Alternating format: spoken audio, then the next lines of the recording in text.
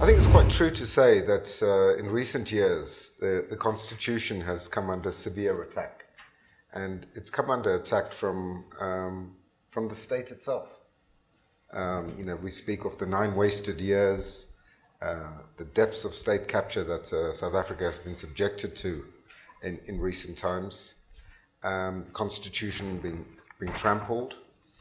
But I like to think of it in a more positive way, that in that time, the Constitution was to a large extent stress-tested by that onslaught that it faced. And it withstood that onslaught. And ultimately, we have to acknowledge that the Constitution did actually hold firm. Unfortunately, many of the primary institutions within that constitutional architecture, the checks and balances that we speak of, failed to do their jobs. In large part, this was Parliament itself. And I think we don't speak about the role of Parliament often enough. The failure of Parliament to act appropriately, decisively, to stop the unconstitutional conduct by other arms of the state. And, had it not been for a very vibrant and robust media in South Africa, a very vibrant civil society sector that took up the slack that was left when Parliament and other institutions fail to do what they are designed to do. And then ultimately, as you say, Nicola, is the role of the judiciary itself. And if you look at the constitutional architecture as a whole, the judiciary are there as the custodians of the Constitution, of constitutional values and principles, but they're also the last line of defense. And it's quite telling that on a number of occasions in recent years, we've had to rely on the courts as that last line of defense to uphold key constitutional principles and to hold people to account. You might cynically say, well, yes, that might have happened, but still nobody's gone to jail as yet. But I'll come back to that in a moment. But I think it's important to acknowledge the important role that an independent judiciary has played in South Africa. And despite the criticisms that they face, sometimes justified, sometimes not, it's okay to criticize the judiciary if you do it substantively and on issues of principle.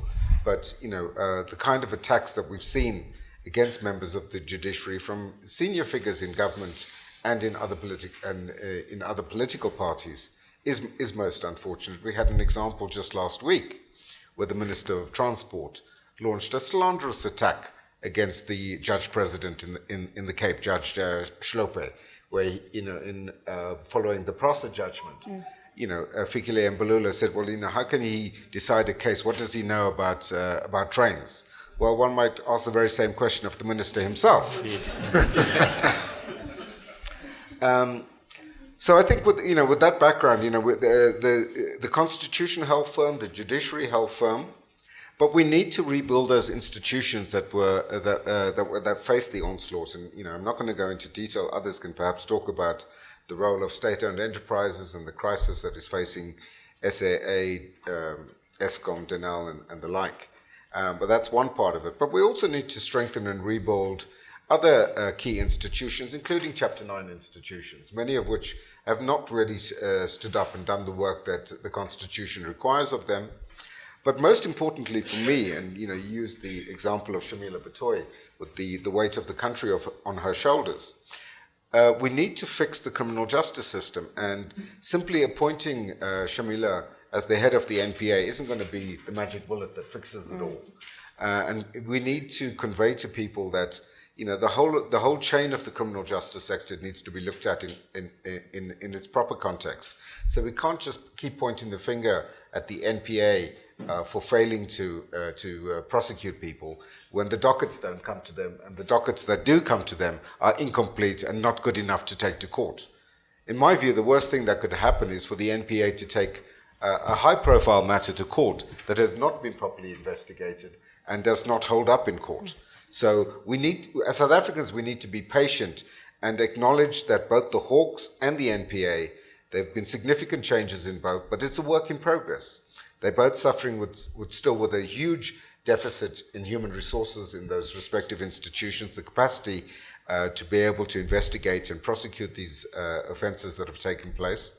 A number of good people, we were talking to John earlier, a number of good people have left the public service in recent years. So there's a real lack of capacity there, and we need to attract those people back, and new younger people back with a commitment to serve the nation into those institutions.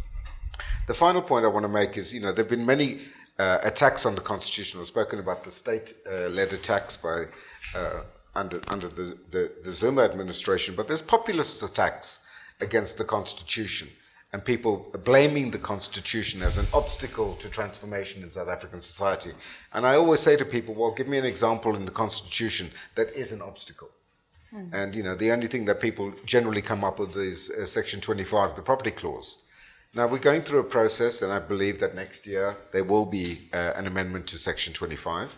But as the Minister of Land has been saying recently, the impact of that amendment is to make explicit that which is already implicit in Section 25, that it does indeed provide for expropriation without compensation in certain circumstances. And the constitutional amendment is not going to say much more than perhaps clarifying the circumstances in which that can take place.